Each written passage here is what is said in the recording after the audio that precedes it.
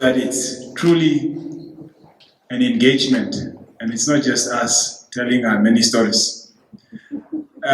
Commissioner, we thank you so much for articulating our journey this far, and also pointing to where we are headed to. And we're definitely very serious when we talk about our vision and the aspirations that we have. It is there. Now, to get the ball rolling with regards to getting input from the floor, there's one on the platform, and I'll start with that one before I get to those of us that are in the room. It's from Aska Ntati Olale, and says, I want to know what is the capital amount, and I think Vivian and Frida, this one relates to what you spoke about. I want to know what is the capital amount that has to be paid off for all penalties to be waived. For example, I registered companies that have never traded, but thus far accumulated significant amounts in penalties. So the question is, what is it that they need to pay for that to be then written off? That's the first one. We are taking 2, 3 more others from the floor. When you get the opportunity, you tell us your name, and we were told that this industry is an amalgamation of so many sectors and so many activities. So we also want to know what part, which piece of that long list do you reside in? And then you engage us, whether it's an observation, whether it's a question or anything. But let's keep the interventions brief so that all of us get our chances to do so. And before 5 o'clock, we are able to walk out of here very satisfied. I see. Once I'm passing by the Botswana border, the Mamona and the Betepos border, and I'm entering back to Namibia from the south. Well, the things that I declared when I passed at the border be registered online. So when I'm entering from the south, this will be automatically on the system. The first question. And the other one is not a question, but it's a suggestion. I see you have a list of what your guys are doing. And this is not, as I said, I'm working for a particular language, radio service station. I think most of your things are not translated. Are you considering translating this to our people, because they are farmers and they are these local community artists that really want to start paying their debts, but that don't understand the procedures to follow? This is the two that I wanted to share with them and ask. Thank you very much. Thank you, the recording and performing artists. I thank you for the opportunity and the platform that you brought us here. And listening to the commissioner, I gathered that we need to have more engagement to understand each other, because there is definitely a misunderstanding. I speak from the recording and performing artists. I'll give an example. We spend so much money producing content. Then we send the same, our masters, to South Africa. We pay the courier companies. Then it comes back into Namibia, we pay the 15%, actually 16%. When it gets here, it gets duplicated by the members. We lose out on that. Then you get 3 shows in a year. I wonder how our people can pay VAT with that kind of setup. I was hoping that we are coming to create, to talk, to see how can we create business or a working environment for the creative industry, because we're neglected. We don't, I'll actually give an example. The COVID, we were forgotten. We were the only sector that was not given a hand.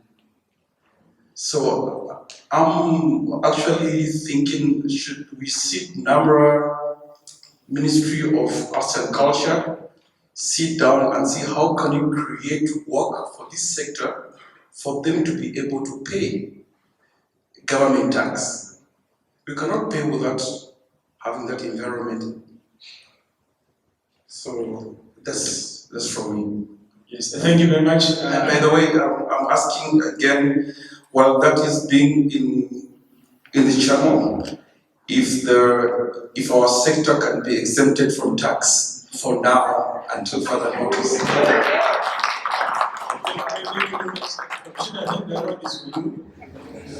Thank you.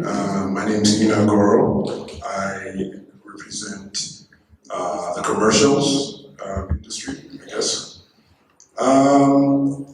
Initially, when I heard about this engagement, my thinking was that NamRA had done research and was coming with, like someone behind me said, incentives. But it was a sales pitch. That's the idea I got. And I don't think any of us came here for a sales pitch. Right now, I think there's a thriving economy, but there is no reason for any of those people to pay tax. There's, like, I don't know if anyone here is excited with the state of our hospitals or how our tax money is used. So I don't think you're getting anyone here who's like, oh yes, let's make money so we can give you that money. So I think you guys need to maybe rethink your approach. Sure, you're excited from your end, but I think you guys deal with tax daily. But now if you're coming to an industry that has thrived or is thriving without paying tax, why, like, okay, we pay tax, but like a lot of the people that we work with or we know are in the industry, like, don't make enough to pay tax. And now you're saying can't pay tax so that what?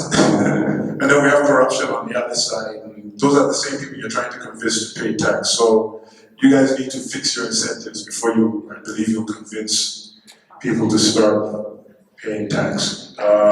So yeah, maybe you guys should revisit that. That's my 2 cents.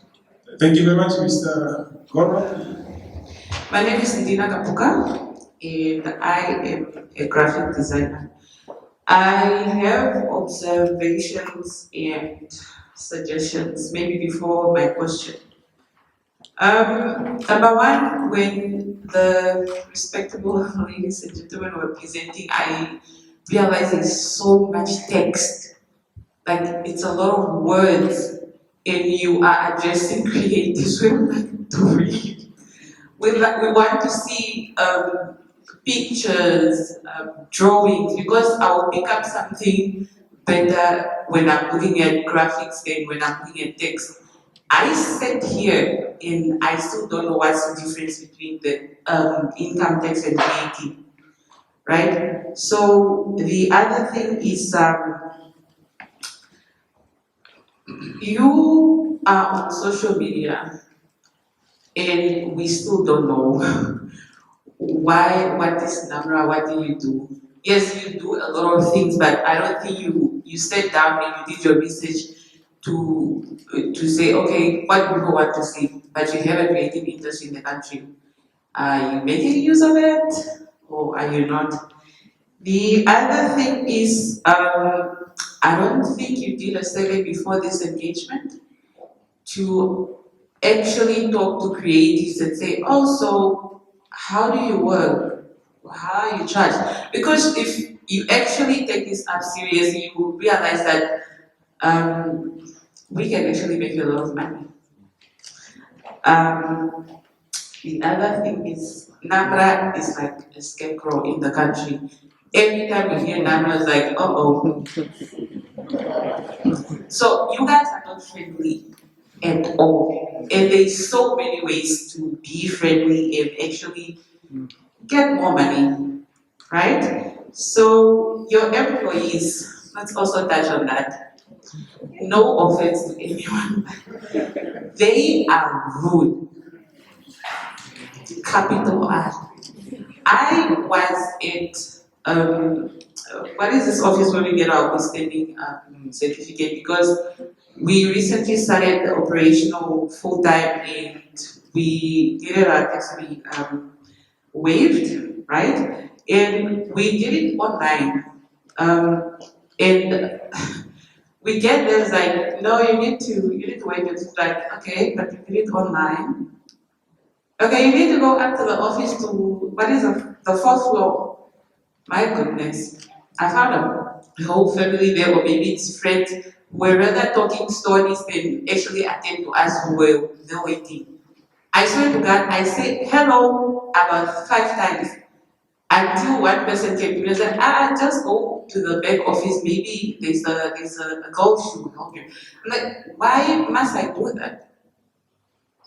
Okay, I already applied online. I must come to your office now. I must now go look for your people again. Tell them, oh, you need to approve this. The other thing is, yeah, I wanted to say, I wish their banners could match their outfits. Again, no offense. You guys look really good.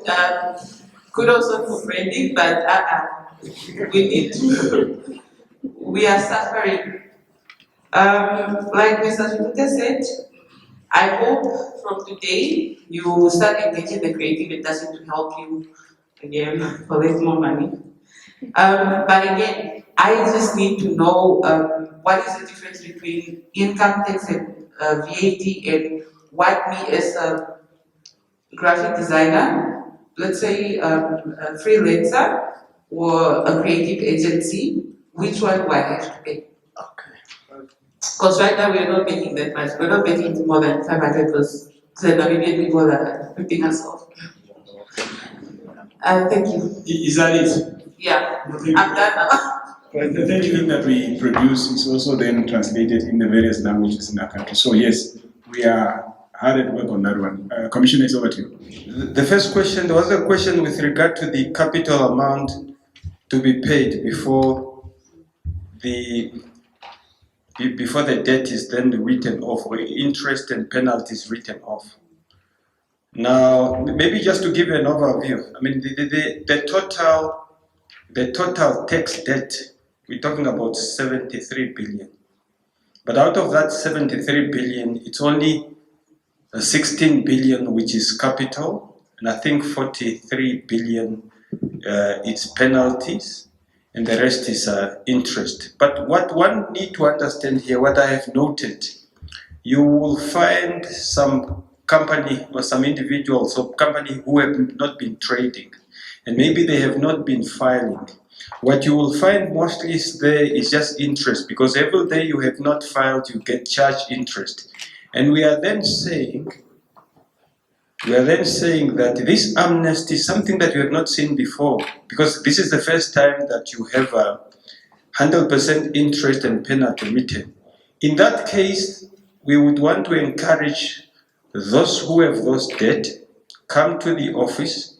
If you are not registered on the portal or in the ITAS, Integrated Tax Administration System, you get registered. You filed your return indicating that you did not trade and so on.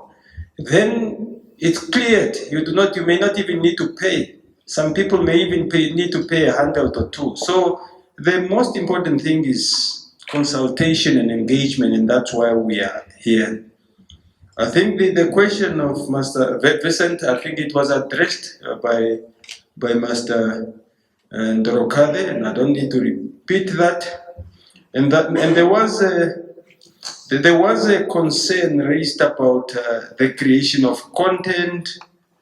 It goes to South Africa, and when it comes to South Africa, from South Africa, one again need to pay the VAT. Then you only have about 3 years. Basically, it's the fact that there is not much business sometimes, and we must be able to create work for this sector. And also, of course, the question whether can the sector be exempted from tax from now until further notice. One need to understand the principle of taxation. Just because you are in business or you are an artist does not mean that you have to pay tax. You pay tax if you have made the income that meet that threshold. When you make more than 50,000 per annum, one then need to reflect and know that that which you have made, and of course remember, you are still entitled to deduct your expenses. And when you deduct your expenses out of that, you have total revenue and you deduct expenses. If it does not always mean that when you are in business, you just have to pay tax. You have your expenses to deduct. And of course, when you have then meet the threshold, then it's only when you are required to pay tax. I think it needs to be in someone's mind that sometime when you have made that profit that meet within the threshold, there is a portion that is not yours. And unfortunately, and I needed also to clarify that, I may repeat it again, the concept of taxation, it's not an optional. Now, with regard to the exemption, there are two principles in taxation. One is tax policy, the other one is tax administration. Now, an institution like NamRA is required to administer the tax law as it is. Then you have another independent institution called tax policy, which is then responsible to come up with new laws, changing the tax law as it is. We have to implement and administer the law as it is. So that's why the issue of exemption, that is a decision that can never be made by an institution like NamRA. And an engagement like this is then timely for us to understand what NamRA can do and what they cannot do. I move to Master Ngolo's comment.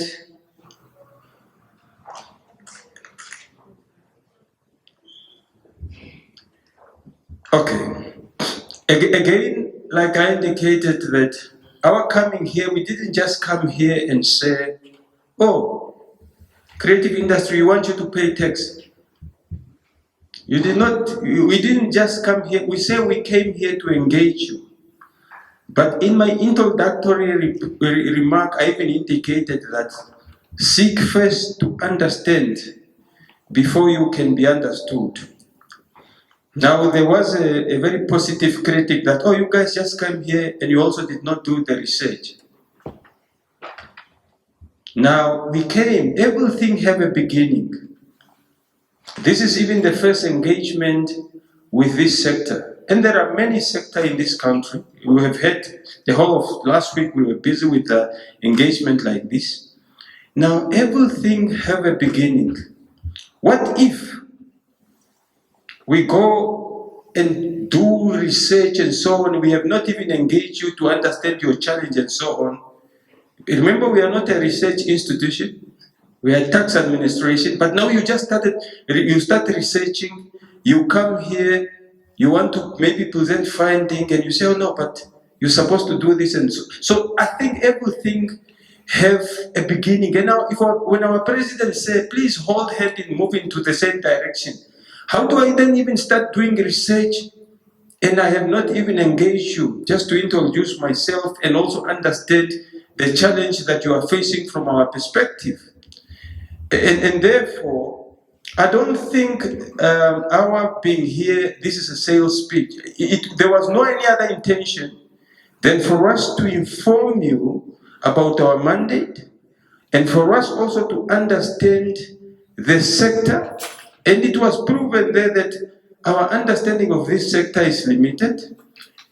But also it was also from some of the questions as well, it's also understood that the role of tax administration is also misunderstood and so on. This is not a sales pitch. Everyone will tell you in any country, there are two things that are certain. Death and paying tax. Now, paying tax is not optional. It's not a favor that I'm coming to ask you a favor.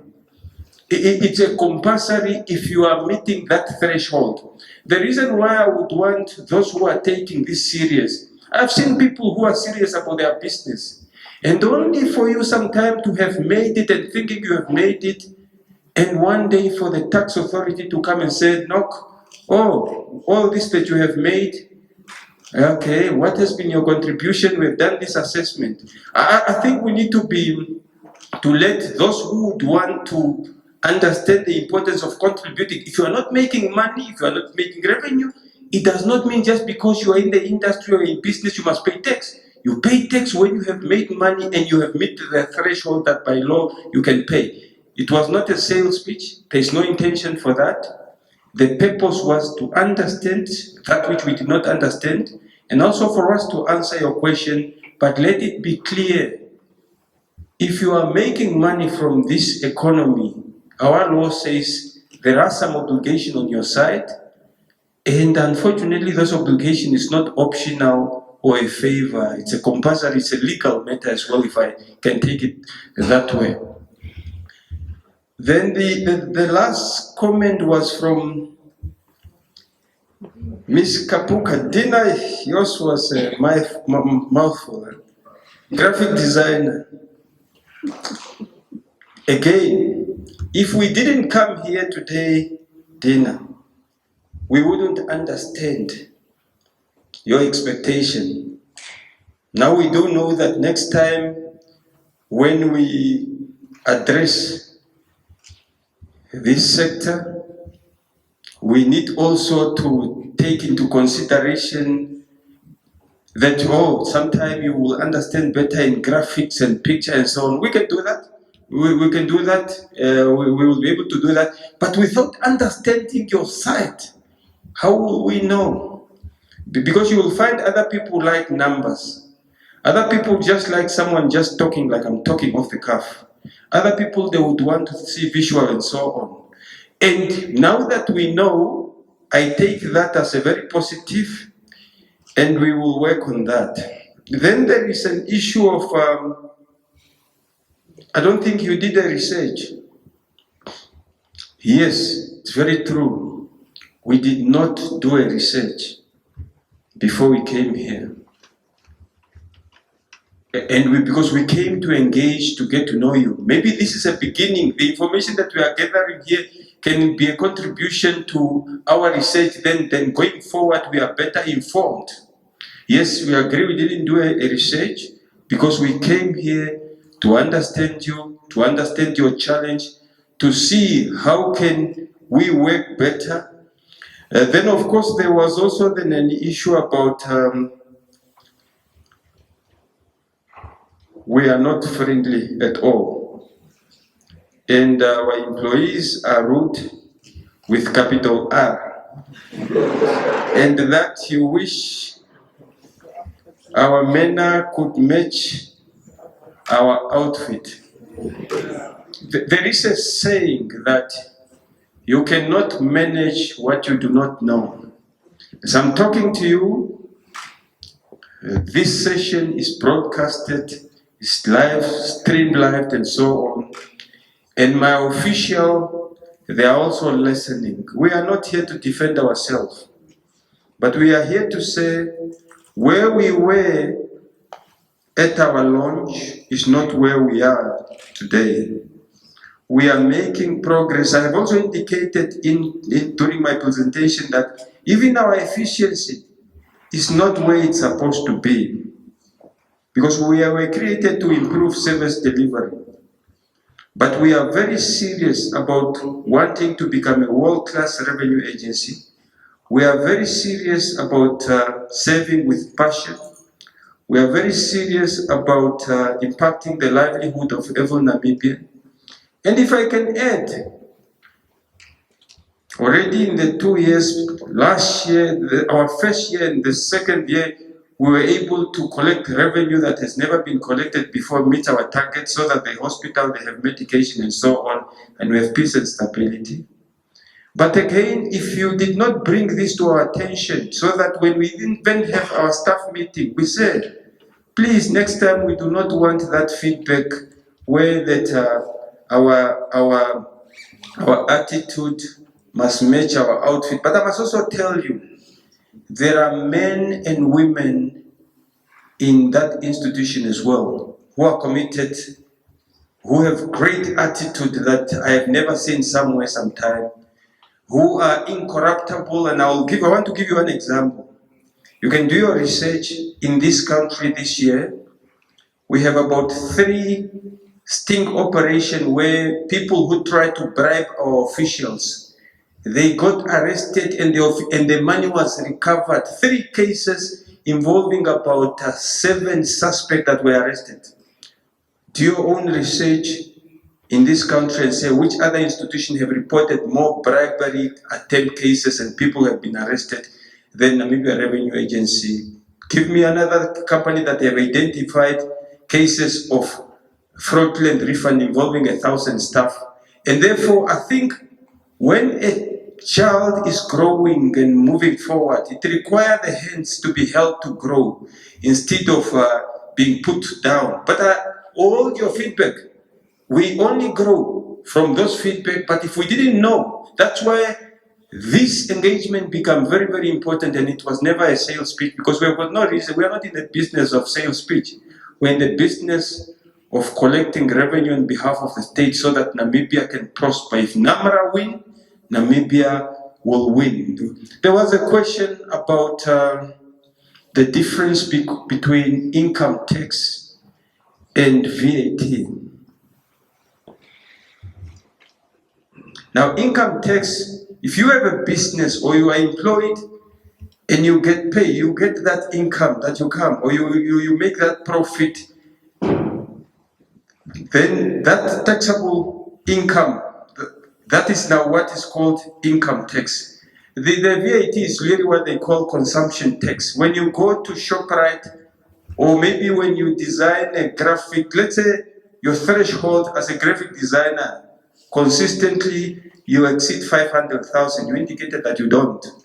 Then you can then register so that you charge 15% on top of the service that you are selling, and you withhold that 15% and you pay it over. Or when you go and buy at ShopRite, they have all added a 15%, but that 15% they must withhold it and they pay it over to government. It's a consumption tax. Every time you buy, they will normally, unless if it's zero rated or exempted, there will be a 15% where the seller then hold that 15% and is supposed then to pay it over to the state through Namibia Revenue Agency. So I think I have tried to address all those questions.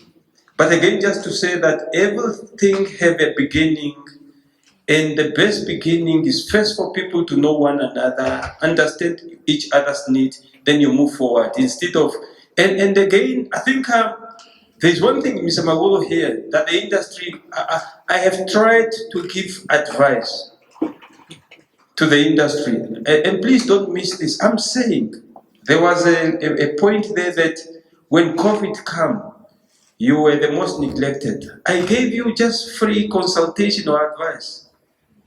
What did I say? I said, sometimes what is good is really to be aggressive in ensuring that all the participants and players in this sector, they are registered somewhere and what they do. Because already there's already an issue of self-employment there as well. So you are contributing to unemployment, to the reduction of unemployment. Then you also try to understand, okay, those colleagues who are in creative industry, those who are paying VAT over, how much are they paying? Those who are paying tax, how much are they paying, and so on. When maybe there is an event, and so you can also try to work out your contribution to the economy. Then you speak with one voice, so that when there is even, because we had the COVID crisis, if you are to speak with one voice and say, look, this industry need to be helped and so on, it's much better than when everyone is speaking on themselves and so on. So if you think this was a waste of your time and you forgot this free advice, and I have also given an example that the Chamber of Mines are doing this very, very well. And that's why when their CEO is talking, people listen. This industry have a lot of potential and it's very critical and very important. If you forget everything we have told you, also please leave knowing that NamRA have given you a free advice that can get a lot of respect and in the future be able to get support. But it's up to you whether you take it or Because sometimes I always tell you when you have a session like this, there's ACT. Are you going to apply, change, and teach others who are not here? We're just going to say it was just a sales talk. It was definitely not a sales talk. I know what the sales talk is all about. Thank you. What the commissioner said and to Sula's remarks, and I think commissioner, and I'm speaking under correction, Garigo can assist me. I think commissioner, you have given more than advice. I think you also gave 5 million. Was it 5 million? 5.5 for the COVID relief fund for the artists. So it's something maybe to note. Something that I would also like to add is that with the orange colors, which I think represents that warmth and optimism in everything, I believe NamRA has also done a great job. And as the commissioner also say that maybe there could be few of the colleagues that are having bad day at the office. That's why maybe my colleague only met them during their bad days. So, but I believe NamRA has also done an exceptional job, and this engagement really being important. So we thank you. Mine is basically also adding to what Sula mentioned about the tax relief. And as much as it might be somehow of oh, come on, guys, we are already in the tax relief area, but I believe it is important to consider that aspect as well. Why am I saying that? And maybe just to add to that, tax relief, it's not necessarily only because you are behind with your taxes and so forth, but we should consider also the industry that we are in and improve tax policies to boost innovation and also for the government to identify and to maybe also look or to benchmark at other industries or maybe other countries, and just to see how other creative sector tax reliefs against the international competitions are being addressed. Because this is a very, very struggling sector, although everybody comes and tells us that, yeah, no, it has got great potential, but at the same time, it is faced with a lot of challenges. And one thing that I can maybe also add to that is, and these are just my questions. Currently, the sector is mainly depending on IP, intellectual property.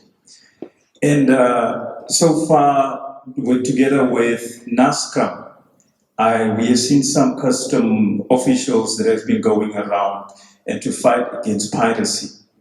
Piracy has really crippled much of the music sector. Now, also just to understand what are NamRA's efforts to curb this. And also another part is for the other aspect of the creative sector, which is now when you look at people dealing with garments and so forth. And the complaint that one has also received there is when you look at fashion and all of that, is that sometimes when the stuff are being imported, the duration it takes there at customs, it causes a lot of revenue for the people who are operating. And now with the dressmaking and all of that, so that's one part.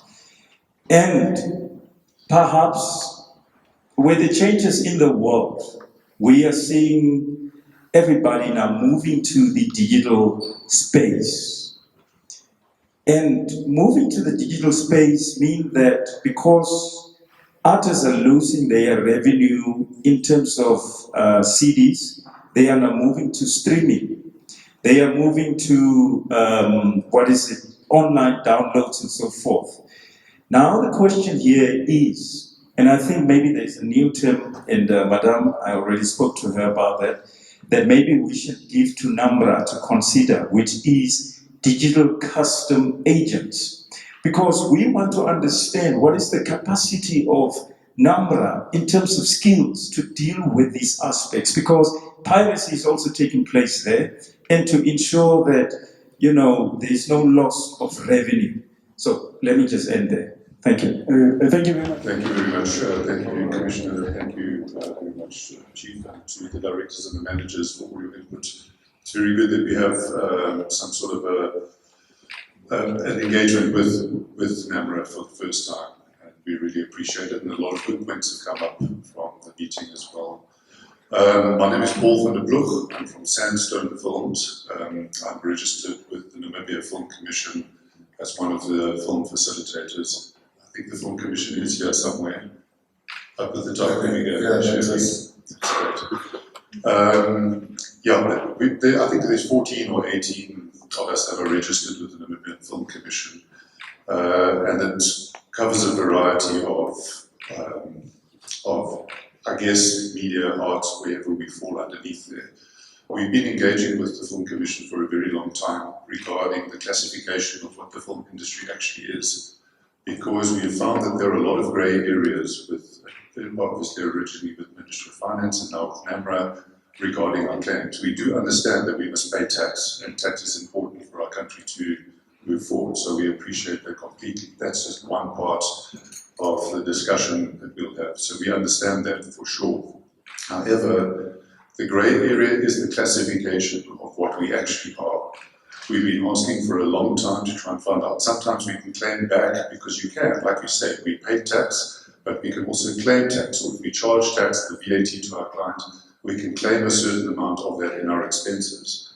We are an entertainment industry. We are a tourism industry. We support rental vehicles, hotels, restaurants, all that sort of thing. So we really want to know what the classification is of the film industry. Most of us are dealing with international productions. Many of us are dealing with just local and commercial productions, television, and so on.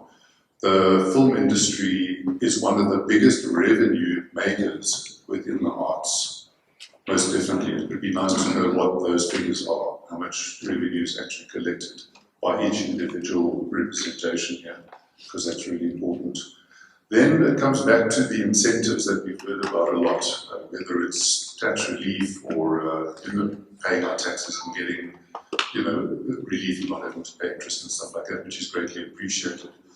Looking at many other countries in this industry, the successful countries in the media industry, they offer a VAT relief completely. So if you film in many countries, like even in South Africa, the attraction to them, to attract the industry to those countries, to make it a successful industry, they do not charge VAT at all. So many companies, when they come to Namibia, many studios, when they want to come and shoot their big movies here, the first thing they ask is, what is your incentive? What is your tax incentive?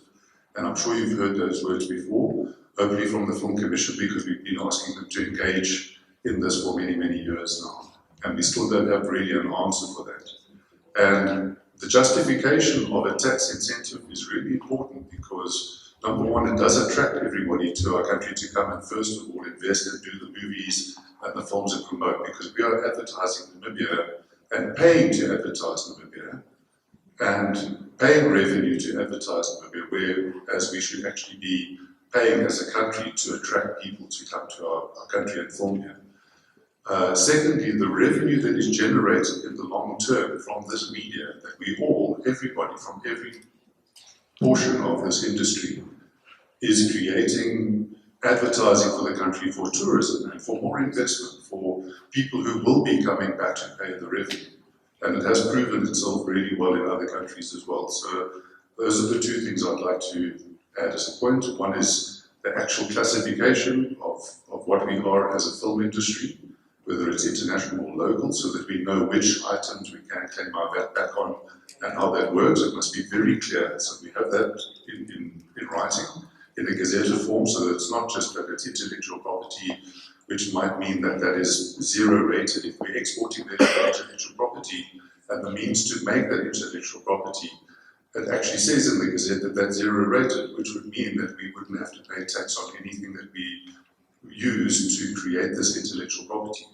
So please, if we can have that classified, because on some claims we get turned down, and on other claims it is approved. So we don't know what that grey area actually means. And number two is obviously the incentives and the future of how we attract the business to our country to become, you want to be a world-class, first-class revenue agency. We want to be a world-class film industry and media industry. Thank you. Yes, good afternoon. I'm Mr. Commissioner at the Film Commission from Namibia. What I wanted to say was a lot what was just said by Mr. Namru. Because yes, our mandate of the Namibia Film Commission is to assist and to develop the industry and to attract foreign direct investment into the country. But we cannot do this without any incentives, rebates, exemptions, this type of things that is being offered by all our competitors, Morocco, South Africa, you can name them. And thus, therefore, Namibia is losing a lot of revenue.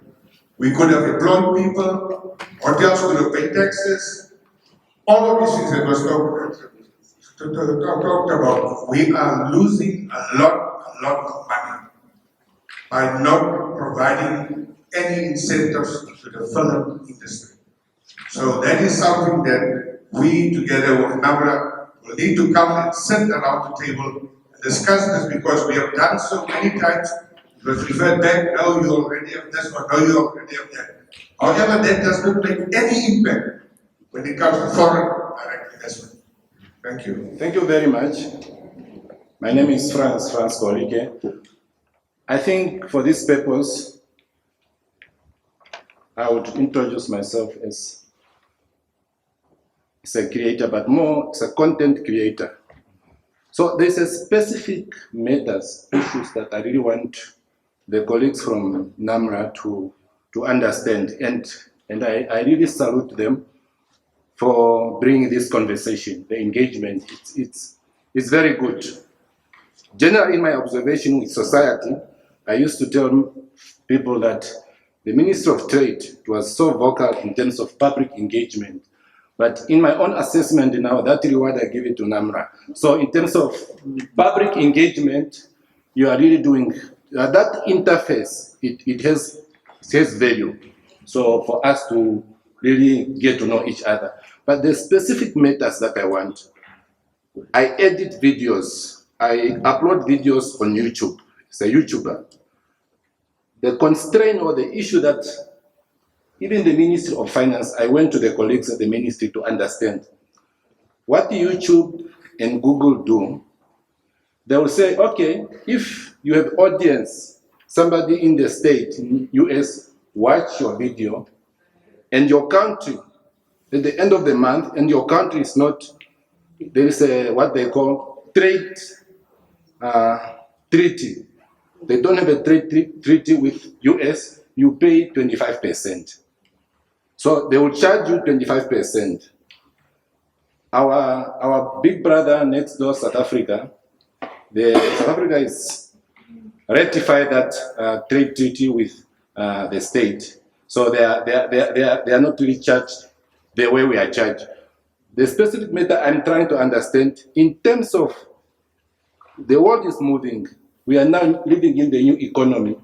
The e-commerce industry is something that NamRA have to find a way. Really invite us, let's see what is the best way to bring policy, because we have to create and develop this infrastructure of regulating this aspect. But at the moment we don't have it. So maybe in future you would see, no, there's money more than, is that an assumption, more than what you have stated there in Korike's account. So it's from Google. So you would want to text me, but understand that background. So for us, it's really to understand what policy we should put in place. Yeah, what policy should we put in place? Because this sector, artificial intelligence, digital economy, there is just no way. Even as artists, this is one of the domains that if we are not bringing our A game to that space, you will be left behind. There's nothing you can do. You will have to find means and ways to operate at that avenue. But the best way is the institution, like NamRA, find a way really to think with us in this space, how best we do this. For example, we do these things of live stream. Do you know how many data we are giving out away to other countries? We are living in the world where we are talking of data as a new currency. And if you are just happy depositing information to those platforms that own those platforms, you are still depriving the country revenue because you don't own those platforms. You are depriving the country revenues. So it's a matter that needs our aid game in terms of thinking progressively to understand the new dynamic. I thank you. Thank you very much, Franz. I think Commissioner, we can take those ones. Starting first with the comments from Mr. Andre. Maybe let me thank you for your positive feedback. In the space in which we are operating, the job that we are doing, we are not used to those comments because it's a job, it's a thankless job. So I want to thank you for your positive feedback, but we still have a lot of work to do. Now, I also take note of your comments that it's a sector that is, the creative sector is a sector that is struggling. It's good information that we have. And also dependent on IP, and there's a lot of pillars. Now the issue of combating counterfeit, and I'm happy that NASCAM, when they have their operation, they work with us as well. It's also in our space. There is a law in Namibia, counterfeiting is a criminal offense. And again, if you have your products that have been counterfeited and so on, it's not always easy to fight counterfeit, but we are committed to help. We are committed. We have a team. We have put together a team that just focus on counterfeit, and we continue capacitating that team as well. So that is now with regard to your question as to what are we doing with regard to that? Because currently we are still in the building stage, but we do have a team that deals with IPR, and we are capacitating the team. But if we are told that there is a case somewhere, we are still able to act, working together with those who would be in a position to help us and identify that this is a counterfeited product. So we're still building capacity in that area. The digital economy taxation is something. The digital economy is something that we are not yet there. But again, because we are only 29 months, but we are working with developmental partners, like we have seen in one of our strategic objectives, that we are investing in NamRA and its people. We're really working big to ensure that the digital economy is also taxed, just like Master Franz indicated as well, that the country is losing a lot of revenue. Master Paul, from the Namibia Film Commission, they've indicated that 18 of you are registered. I think I take note of your comment and your concern, and we are saying with regard to the request for classification, we have a process called the issuance of ruling, whereby we can issue a ruling, and that ruling will be the one to be applied. Now, for it to take effect, one will need to write to us, to my office, and you state your case, the challenges, then one then make the request. Then we will be able to look at what the law says, the fact, and we'll then make a ruling. And that ruling is it's legal binding. And I promise you, we are able to do that within a period of 14 working days, and we'll give that to you. Then the issue of incentive, I've taken note of the comments and the proposal for incentive, but like I've indicated at the beginning, that you have tax policy and tax and you have tax policy and tax administration. The issue, the consideration or the decision of matter that falls within tax policy is really not for NamRA, but because we are visible, we engage more, and we believe in engaging our stakeholder. We are saying that sometimes it's very critical and very good for the industry, or for those who are in the industry, to put together even a submission, and you say, look, Namibia can create more value and revenue in this as a result of A, B, C, D. You cite example like Morocco and so on, and say, please, can you consider this as well? Yes, it's not in our speech, but we will then be able to direct it to tax policy under the leadership of Master Oscar Capelao. He came from private sector. He is very committed and he wants to make things happen. And I think we are going to see more dynamic tax policy than we have seen it before in this country. And therefore, we are saying that's not in our space. But again, now at least the advantage that you made time to come at this meeting, now you know that we are not here to say this is not possible or this is not impossible. We're saying that do your proper research, substantiate your argument, give examples, and it may work. I'll give an example. There used to be a time whereby those who are doing exploration in Namibia, I think there was a time whereby they cannot claim until a specific period of time, they cannot claim their VAT input. And that's how it was. And they stood up, and because they spoke with one voice, and they gave a very big submission citing different examples from different countries and so on. And if you go to the Chamber of Mines now, if you read the annual report of last year, one of their best achievements, they convinced the government through tax policy and it was changed. But sometimes this thing really work, especially when you speak with one voice, but you are also able to do your own substantive research and cite examples, because nobody can claim to understand your industry and your challenge than yourself. NamRA will never be in a position to understand you better than you understand yourself. And if you say, NamRA, why can you not do that research for us? NamRA is fighting big battles. NamRA is fighting big battles involving billions that need to be paid by the mines, by the fishing industry, and so on. And we need to, you understand? So, and also NamRA also know. I'll give you an example, like the colleagues, the people in the diamond polishing industry, whereby you have these people who have been given an exemption in the EPZ, EPZ. They've been given exemption. They said they are coming to provide employment and so on. Only for them, you go in the entire industry, majority or 99% of everyone is being paid under the threshold. No VAT, no income tax. Export levy in 10 years is about only 6,000. Nothing comes to. So there's always a two school of thought. There are people who have come to this country and argued very strong case about the importance of incentive and so on.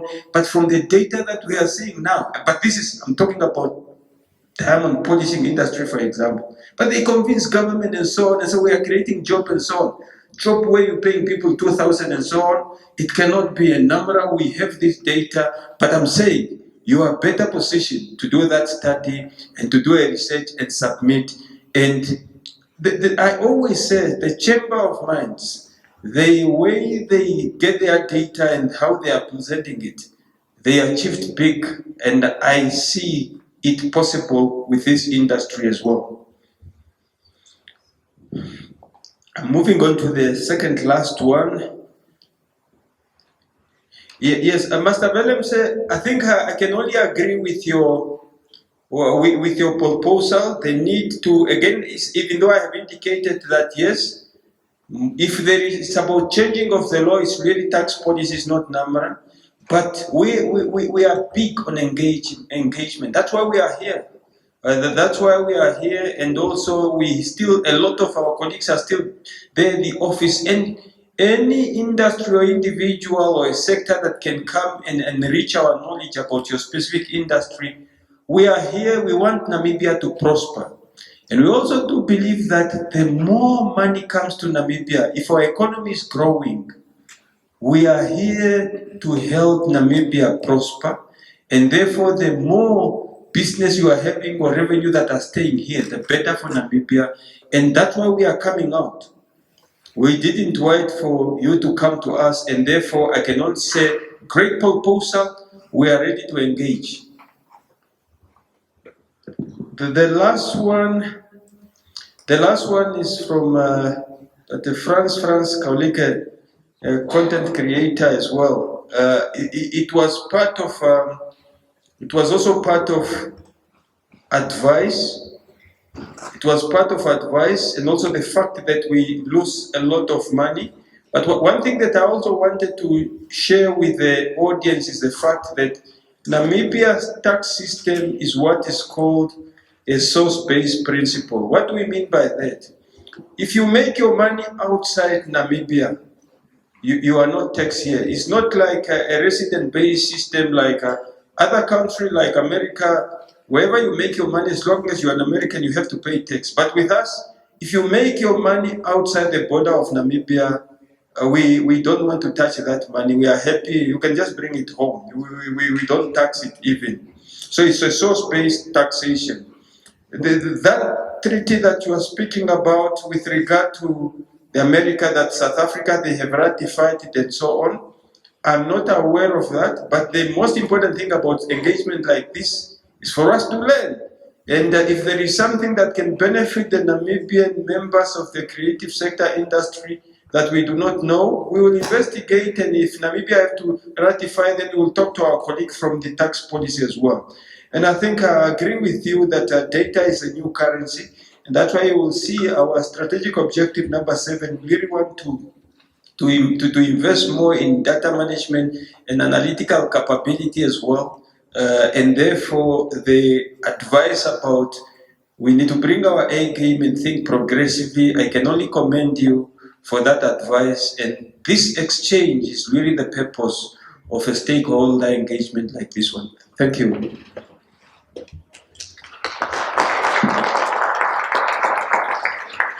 Thank you very much, Commissioner. Now for our final round of input, unless there will still be more. But before we get to this, Commissioner, I think Mr. Kalongominya is not very happy with us because he feels we have glanced over his first question. And his first question was, when passing through the borders, what are the things that should be declared? I think that was it, right? Or were you referring to specific items? No, we have declared when you are passing through the one border, but you are returning via the other border. When this be still on the system. I see. When you pass through the Trans-Kalahari Mamuno, and now you return via Arians Bay, for instance, would the same be recorded on the system? Would we be able to show on your return now the things that you declared at the point of exit? Is that it? Okay. Thank you very much. My name is Patrick Sen. I am currently the Managing Director of a Creative Culture Investments. I was formerly in private or public investment, but moving into private investment. I just want to share some data from the National Labour Force Survey 2018 report that says that 4,910 jobs are in the arts, entertainment, and recreation sector, which is equivalent to 0.5% of the labour force. 0.5%. In 2018, the arts, entertainment, and recreation sector had a significantly higher representation of women, accounting for 3/4 of the cultural and creative workforce. In Namibia, the cultural and creative employment was characterized by a relatively proportion of self-employment. This is around 35.3% of the people in the sector, and cultural workers are self-employed. It further then concludes and says in terms of income, in 2018, the average monthly earnings in the arts, entertainment, and recreation sector was $3,818 Namibian. This is 4,116 less than the average of all Namibian workers. Okay, so let's use those two statistics. So I think if the average pay is 3,818, people of 0.5% of the labor force are employed, we're looking at a very marginal tax basis within the current status that, it's kind of intriguing to the creative to say, do we even qualify for the engagement from NamRA? So I think having many years experience in the creative sector, there needs to be, in terms of a short, medium, and a long-term strategy, particularly with the creative sector.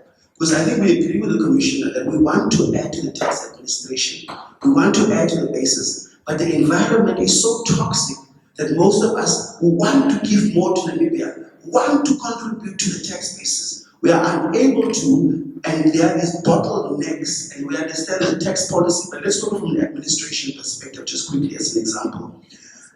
If I declare my taxes, there is no grievance mechanism for terms and payments.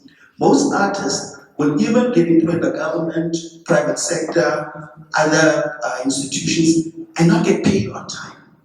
So what are the tax administrative implications of waiting 3, 6, 9 months for payment?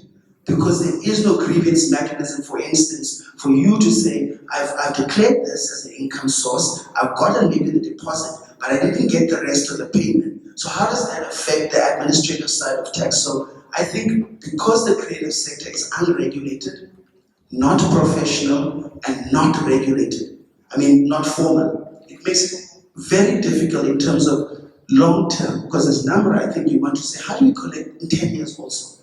How do we collect in 20 years from now? Not just how do we collect right now. And I think what the artists are saying here is, we need an enabling environment so that you can broaden the base, so that administratively, you can collect more money for the country. The current environment is so toxic for artists, particularly when it comes to terms and payments and grievance mechanisms and the implication of tax, that it seems like you will only be having a small base if we continue with the status quo and we don't have a diversified strategy that talks about different actions within the short, medium, and long term. Thank you.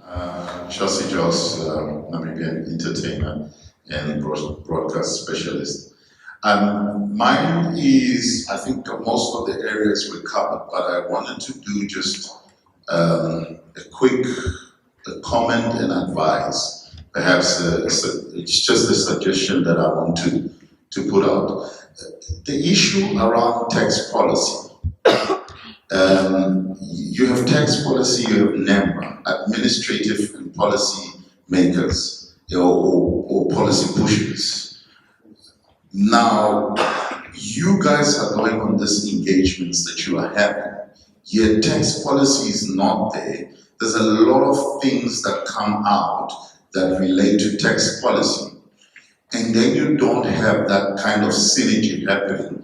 Is it the first time, perhaps maybe, that you are picking up that there are issues related to tax policy, and tax policy was not invited to this engagement? Because I think it's important, because we tend to do this globally. I mean in Africa, where we pick up global trends and global methods, and then we replicate them. And when we replicate them, they don't really work for our people. And then our people have a situation where you are now trying to get something done, and bureaucracy takes over, and that bureaucracy, in many cases, doesn't really work for the people.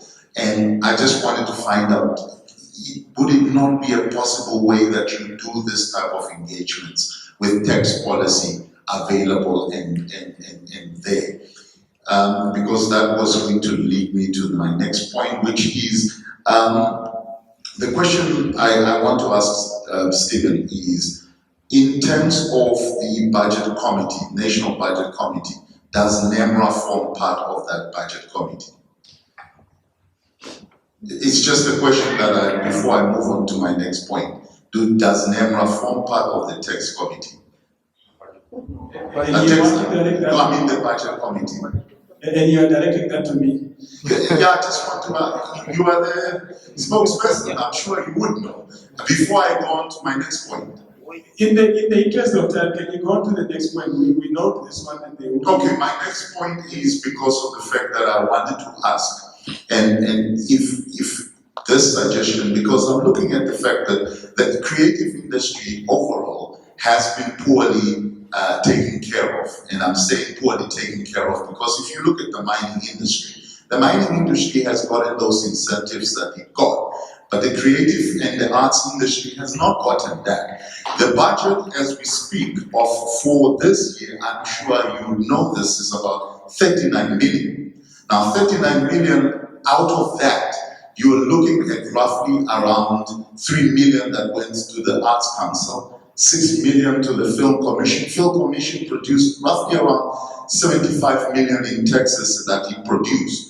Now I'm asking this because my suggestion is, would it not be possible for you as NamRA to look at motivating the budget. And I know Sam has said this about us pushing that agenda. We can push it, but you motivate a budget incentive to say, let's increase this 39 million to 70 million. So that, because South Africa has that, their budget is roughly around 6 billion. But Namibia's budget to the creative industry or the arts industry is 39 million.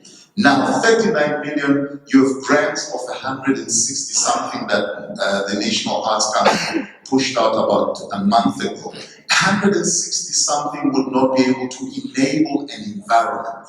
I'm talking about enabling an environment where artists can flourish. Visual artists can flourish, filmmakers can flourish, musical artists can flourish, and it can only happen if the biggest budget towards arts does not go to administration, because that's where it's going at the moment.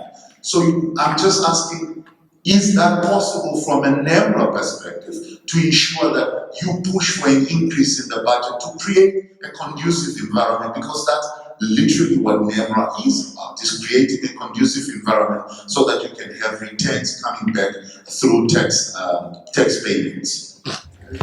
My name is Titi Chirumba. I'm a visual artist. My problem is just to ask few questions. When I registered for tax pay, I was introduced to go and register for e-tax. And once I registered, I want to say this as a concern, but because there is some people here, they are not accounted, and some people, they are not really used with the internet or how to go through internet and start filling up the returning form. So this is a main question that I have, because it makes a person not to feel on time. And this brings to the problem that we are calling as what we are talking about here, retarded the person to fill up his tax pay. And the second question is about I asked one lady at the office, because she told me if you are a taxpayer, you need to provide what they call tax provision. When is that have to be paid and how to calculate that? Because it's giving us a problem. You don't know how to calculate, because sometimes you are not a regular earning. Like as an artist, we don't get really incomes the way it is. But the lady was telling me, no, you need to start paying to give a provision at tax, which how to pay it, and if you don't get any income, how you are going to pay about this money. And the last question, when I heard about the custom, if I receive tourists at my business places, and in fact they buy one artwork or two, should the artist they want to pay the fees for exportation, or is the tourist who is going to pay for it? And this is what I wanted to know, that if NamRA can come with a better day to give us a workshop to explain very deeply about everything that we need to understand to start and to become the taxpayers as you are requesting. That is what I wanted to ask. Okay, thank you. Good afternoon, everybody. My name is Nathan. I create content for radio broadcasting. Mine is a comment and a question. There is obviously from this engagement, it's clear that there is a problem with classification when it comes to the creative industry. But I saw a number on the presentation that there is 588 of them registered. So I don't know how you classified that, but that's just a comment. My question was, the 50,000 threshold, I know it is for individuals, but what is the threshold for CCs and PTYs? Because some of the creatives already trade as companies. So what is the threshold for CCs and PTYs annually? Thank you. My name is Engla Dwellers in the Bushman from the Omaheke region. I come because I come for a so long road, travel for so long, to be in Windu to get that opportunity of the arts. Now, NamRA, all I have, one thing that I'm asking for NamRA is to do the inspections at the Arts Council, right person on the right position. Right person on the right position. Because, and the other thing is, we are in different categories of the arts. The most one that is left out here in our country is visual arts. I'm a visual artist and I'm feeling that pace. Because the leaders is always concentrating only on other arts. Visual arts is totally left out. The ministries are not working together for this art. Ministry of Tourism, Ministry of Trade, Ministry of Education, Arts and Culture. And the other thing is, there is no marketing places where we can, our government is not thinking about us. If you are selling kapana or fruits and whatever, then you are a person, but not in art. So it's very painful for us. There is a big gap here that is becoming bigger and bigger between the rich people and the poor people, and it grows and grows.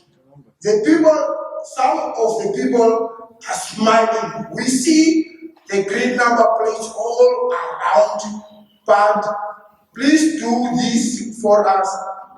Go to the National Arts Council and ask them one by one, in this year or this years on this position, what have you done?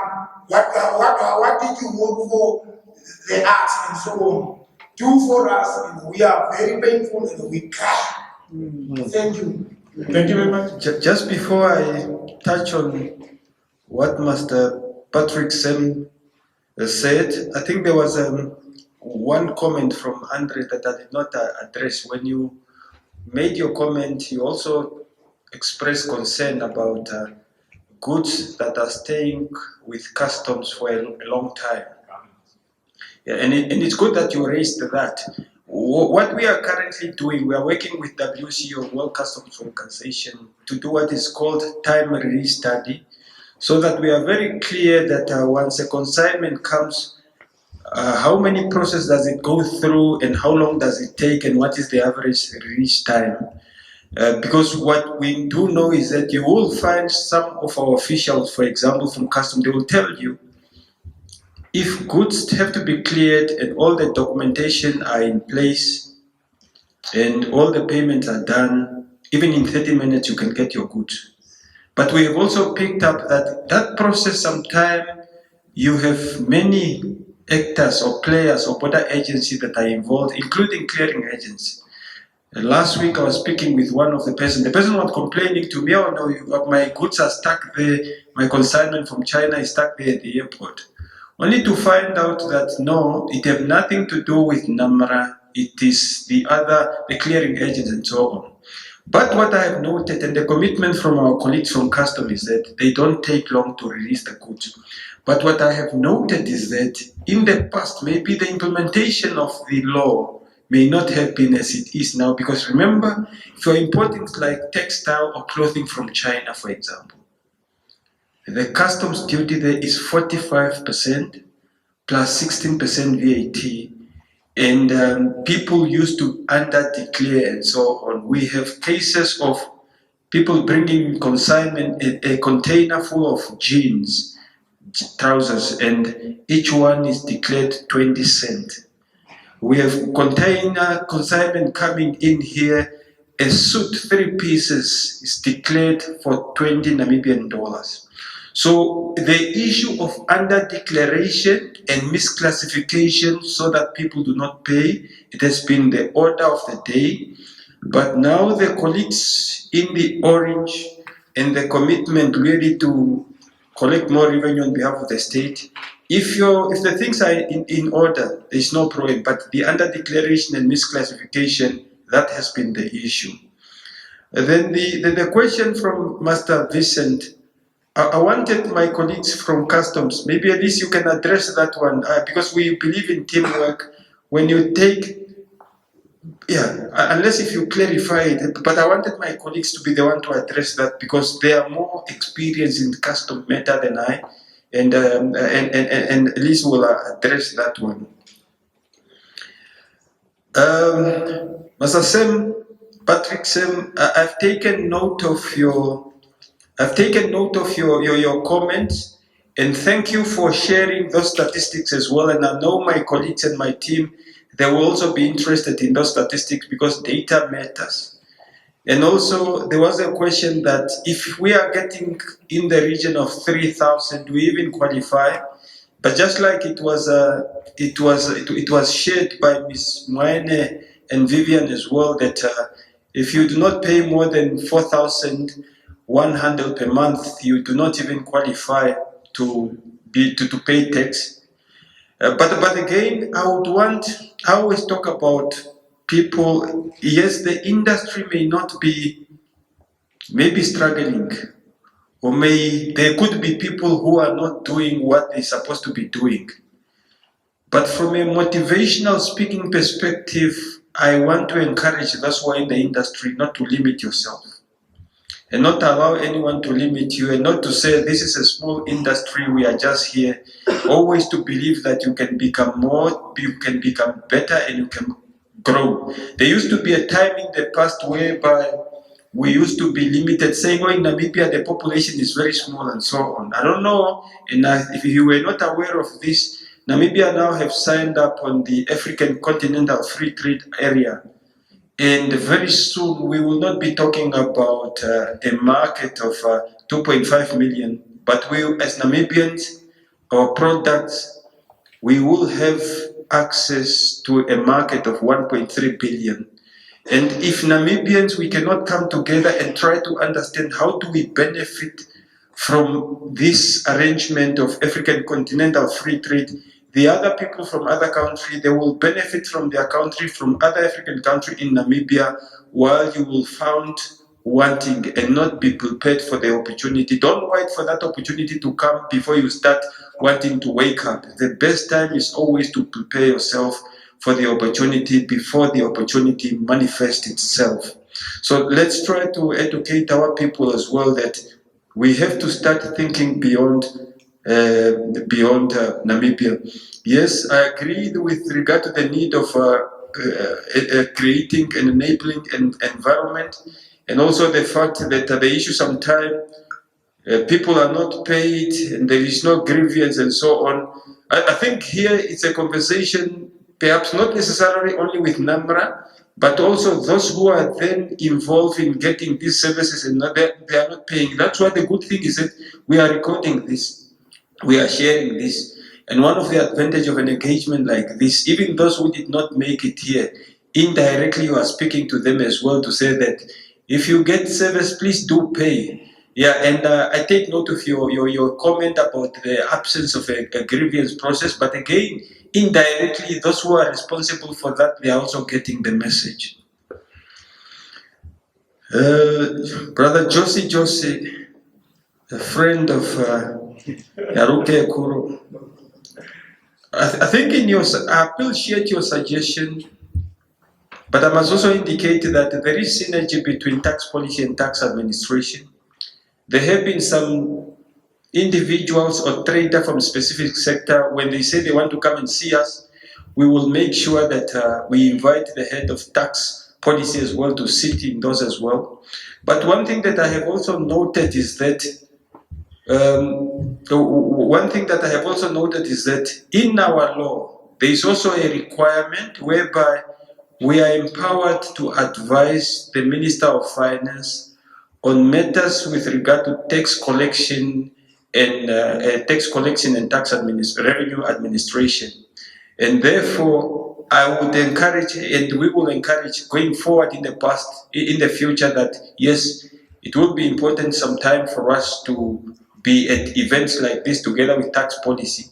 It's only that they are only starting. At least we are 29 months. 29 months. They are not even 6 months. But I think it's a good suggestion, and we take it wholeheartedly. Does NamRA form part of a budget committee? There must be a segregation of duty. Our mandate is to collect revenue on behalf of the state. In the past, we will collect and so on. But going forward, our interest will also be to ensure persuasively how do we link this tax to the SDG, Sustainable Development Goal.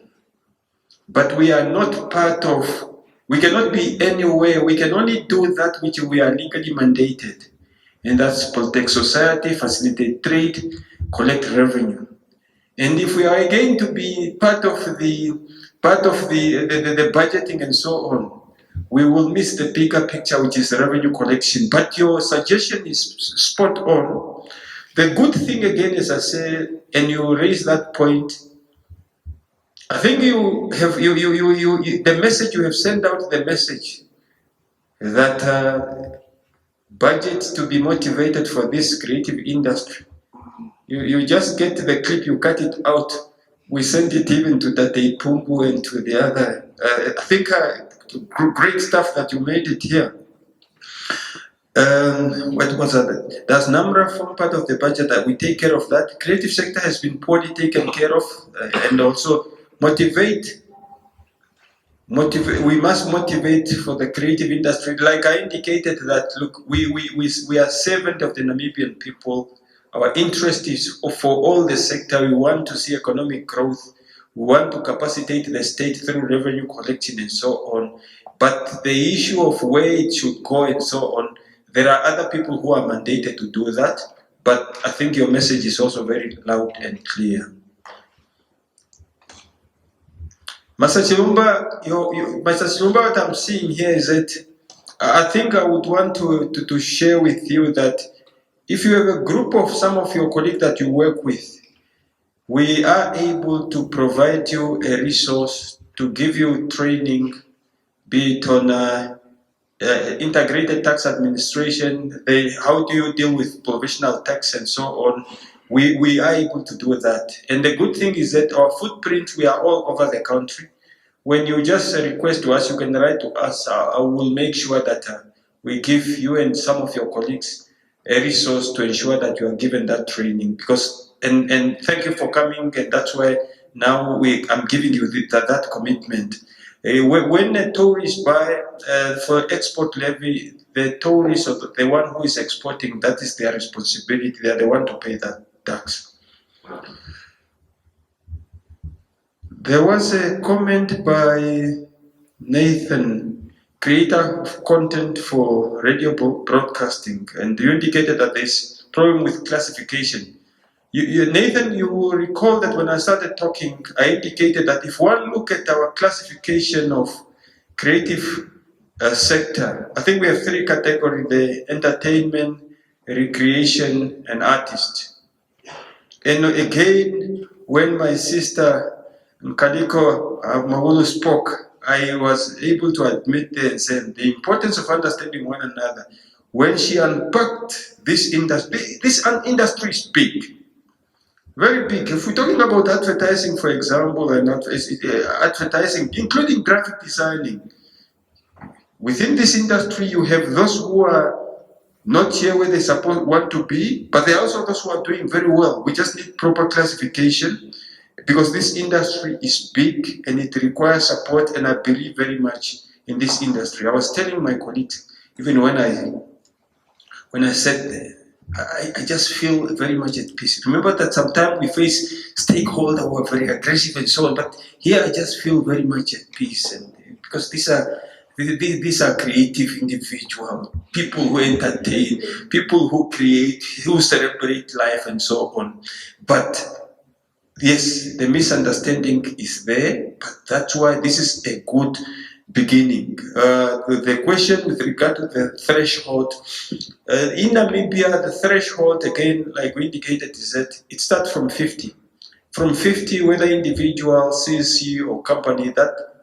Okay, Vivian, you wanted to say something? Yeah, please clarify that, Vivian. Yes, CC and companies from the first dollar, 32% currently.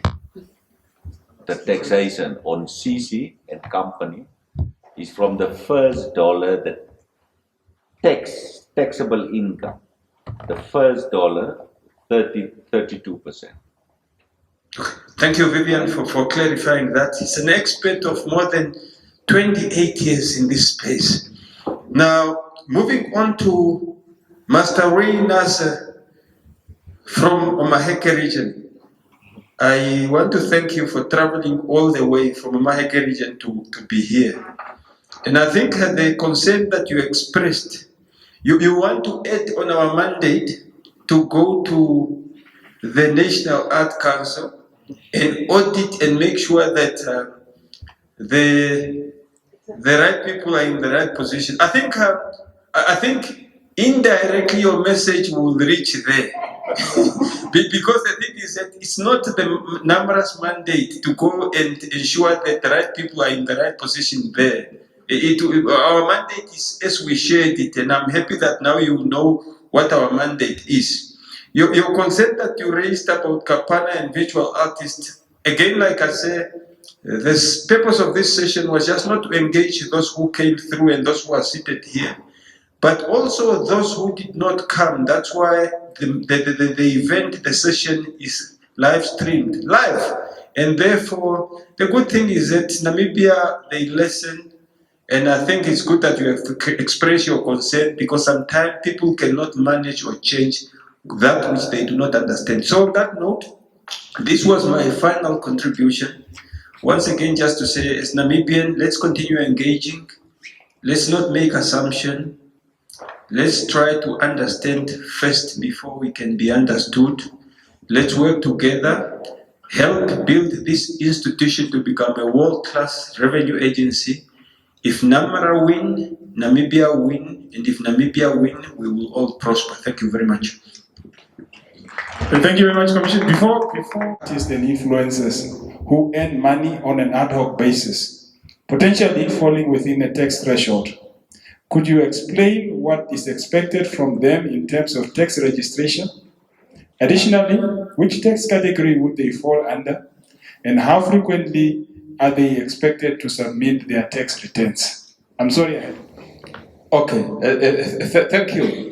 There are two ways of registering as a taxpayer. Those who get regular, continuous income, you register, and of course on a monthly basis, your income tax is then withheld.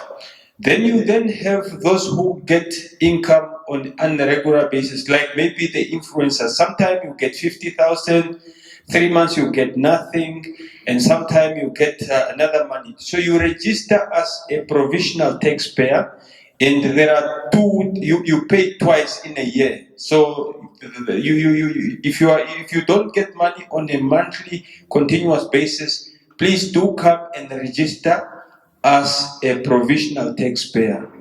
Don't ignore this. Don't just continue. You're living a good life, you have been buying your nice house, you're traveling to Dubai and so on, and you are not registered. One day, the tax office will knock at your door, and they will do an assessment, and they will get what is due to the state. So the good thing is to make sure that your book are in order, you have registered, you are compliant, and you have you will have a peace of mind. So thank you very much. I just asked, once you travel via the Makono or Benjamin's Karido border post, and you declare there, but I'm returning via the southern border post, will the things that I declared at the border post when I left the country will be showing when I'm entering on the other side of the border post? Thank you.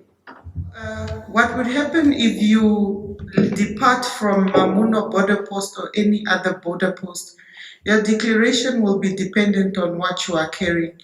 As I mentioned in my presentation, if you're carrying your personal effects, which would be your personal laptop, which you're using as an artist, graphic designer, your guitar as a musician, your cameras, those personal effects which are for you to use when you're crossing over to the other side, you would declare this on a baggage declaration or an NA65. Upon your return, it doesn't matter at which entry point you come in. You come back with those documents to indicate that you departed Namibia with these goods and you are returning with the same goods in the same state. Now, the difference would come in when you go out with these goods and you have them updated when you are on the other side, although they are your personal effects. Then you would pay your VAT or your duties and taxes depending on where you were going on the rate of duty according to the origin where the repairs were done. Now, if you're living with commercial goods, the same would apply. But then with commercial goods, you don't declare on an NA65 and a baggage declaration. You do your declaration on a SAT 500, which you would do with the assistance of a clearing agent. So when you return back home with the same goods in the same state, then your SAT 500 or your declaration will be acquitted because it will be appearing also on the Asiputa system, which is the customs administration system, the customs system that we are using. It will also show at the border posts where you will be returning or which you will be using upon your return when you come back home. And the same principle would also apply to foreign artists or foreign creatives who come into Namibia. They may import temporarily, and if it's personal effects, duties and taxes might not apply. However, if it's commercial, then they are liable to pay provisional payments on their equipment. And once they depart with the assistance of the clearing agent, those goods with the SAT 500 would again be acquitted, and the clearing agent would assist them to claim the provisional payment back. I hope that answers your question.